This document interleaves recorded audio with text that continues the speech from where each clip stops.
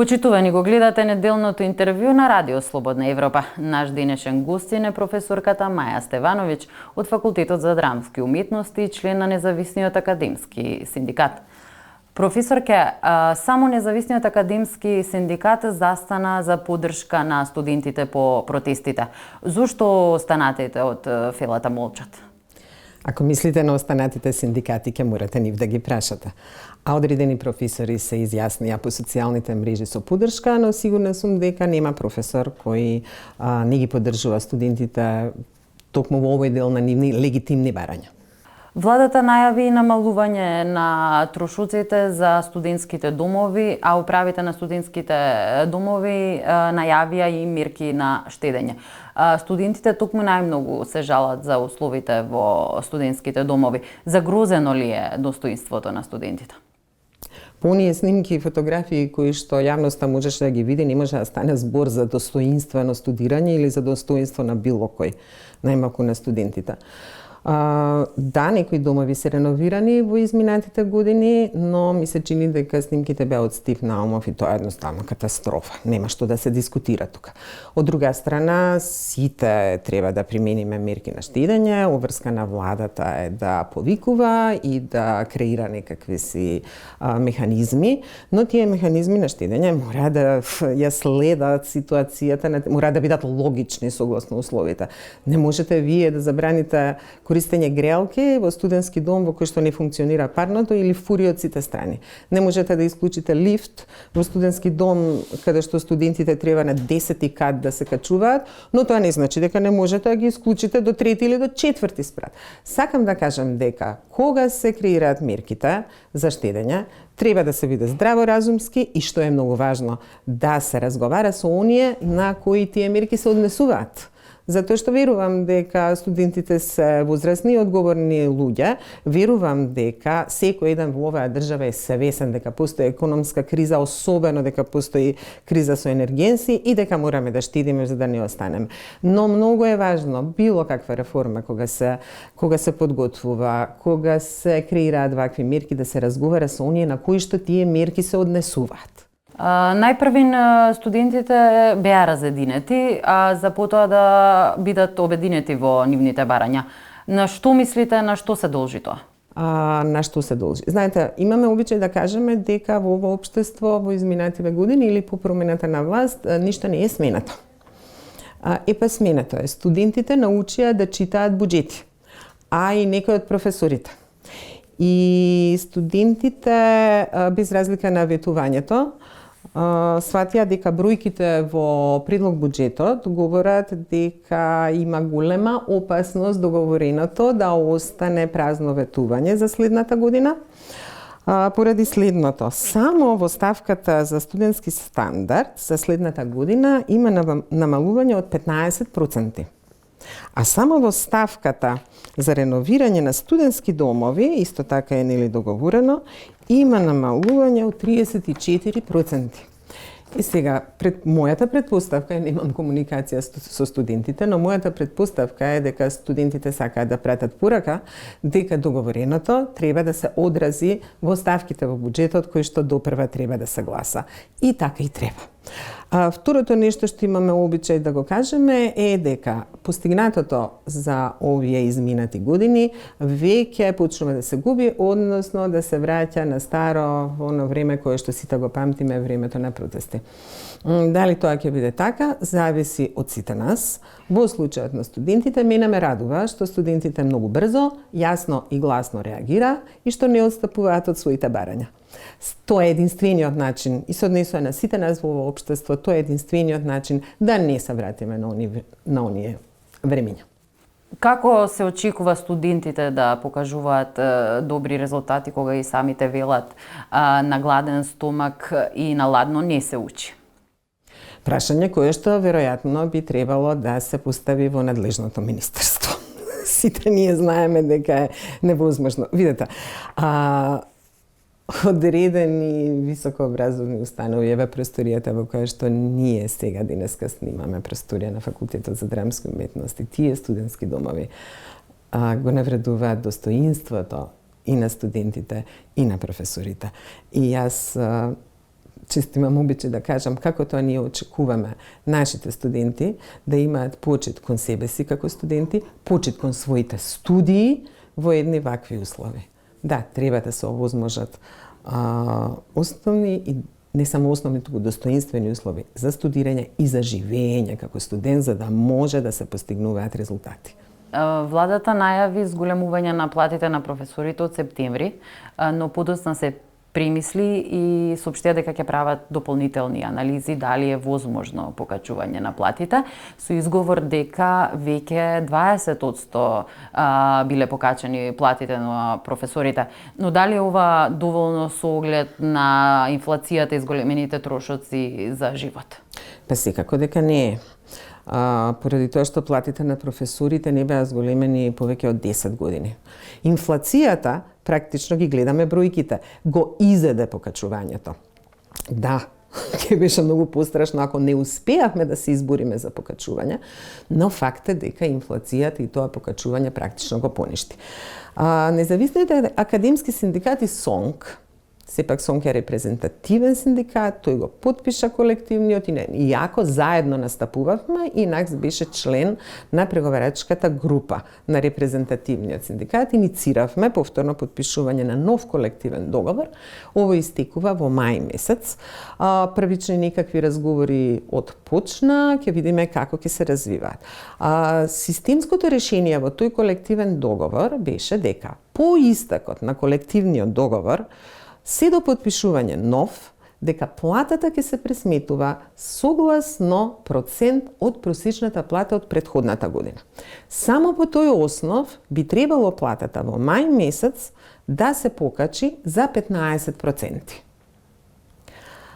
Во буџетот предвиден за 23-та, не сум сигурна дека можам да го препознаам покачувањето на платата, но ова е обврска која што Министерството ја има. Ме плаши дека најавувањето на новиот закон за плати ќе значи и овие обврски од потпишаниот колективен договор да бидат тргнати на страна и да не бидат испочитувани. Немам информации, немаме податоци што би значил тој закон за плати.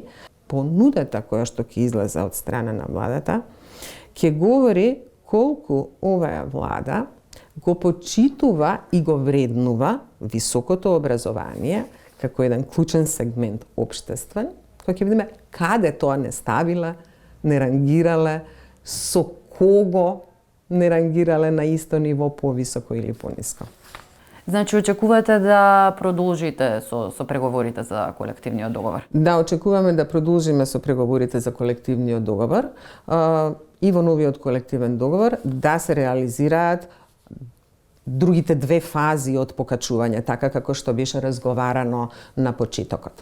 Така што нашата стратегија е да продолжиме, да бараме разговори, да работиме на новиот колективен договор, а понатаму, ако биде воопшто донесен тој закон за плати, тогаш ќе се бориме да рангирањето на високото образование биде соодветно на неговата важност во општеството.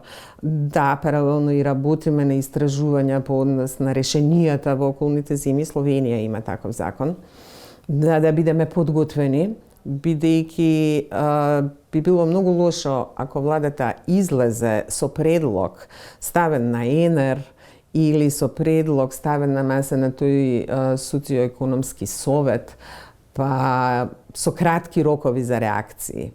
Вакви сериозни закони не се прават така. Долго време треба да се разговара и да се преговара. Затоа ние изготвуваме, работиме на анализи за да бидеме подготвени, за да можеме повторно, конструктивно да придонесеме во решавањето не на нашиот проблем, туку на нешто кое што е општествена вредност. Високото образование е вредност, потреба во ова општество, замет на развојот и така натаму, а не нешто кое што е од интерес на само мала група која што работи во високото образование. Перспективата треба да се смени. Не треба владата на високото образование. Високото или власта. Високото образование му треба на ова општество. Министерството за образование најави измени на Законот за високо образование. Дел од академската фела реагираше дека не била консултирана. Запознаени ли сте со предвидените измени? Не. Би било непријатно да шпекулирам за измените и за намерите, но од друга страна, по однос на она што излеза во медиумите како конкретни предлози, ректорот на УКИМ не негираше дека ги доставил и тоа предлози дадени од страна на ректорот на УКИМ, внимавајте, не од страна на универзитетот, бидејќи не е спроведена никаква постапка на јавна расправа низ органите и телата на универзитетот. Ректорот не демантираше дека тие предлози кои што се излезени во јавноста и за кои патем коментираа професори од УКИМ, не демантираше дека не се вистините, а потврди дека излегол со предлози на барање на интеруниверзитетската конференција. Дали вие имате никакви препораки за измените на Законот за високо образование? Измена на таков сериозен закон може да се прави или треба да се прави само врз основа на сериозна анализа на позитивните аспекти, на слабостите на законот, која во овие 4 години. Тоа не е направено. По она што јас го гледам, како конкретни предлози, мене ми се чини дека не се работи за измени кои имаат за цел подобрување на законот, туку за измени, простете за овој силен збор, кои што атакуваат токму на оние делови од законот кои што значеа демократизација на високото образование и кои што значеа автономија и надвор, но и внатре во самите високообразовни установи. А јас ја разбирам желбата на одредени лица на раководни позиции да за себе обезбедат сигурни позиции во иднина. Но дали тука мислите и на ректорот? На одредени лица на раководни позиции. Но доколку надлежното министерство, па коалицијата на власт, па пратениците во собранието, нели, тоа се фазите, застанат за тоа. Навистина не би можела да разберам како би било возможно коалицијата, која што направи еден закон што обезбедуваше, овозможуваше демократизација на универзитетите и на целиот тој високообразовен простор во наводници, сега да застанет за измени кои што ќе го вратат тркалото назад во оние години во кои што ние се организиравме и протестиравме. Се надевам дека тоа нема да се случи. Независниот академски синдикат завчера прати допис до министерот со барање да бидеме повикани, да разговараме и од него да слушнеме кои се намерите и кои се измените предложени. Што воопшто треба да се менува во тој закон? Одговорот кој што стаса беше дека ќе не бидат споделени информациите во мигот кога ќе бидат подготвени за јавна расправа. Се надевам, како и за претходниот закон, дека и за овој закон нема да ги видиме измените кои ќе бидат ставени на ЕНР со рок од 8, исправете ми, или 15 дена за реагирање, односно која ќе биде предоцна. Досега начинот на кој што се буткаат овие измени, ваквата нетранспарентност од една страна, брзањето и роковите кои што се даваат, не одат во прилог на тоа дека измените ќе бидат донесени и направени со вклучување на сите чинители како што беше самиот закон. Ви благодарам за издвоеното време. Молам. Тоа беше се во неделното интервју на Радио Слободна Европа. До гледање.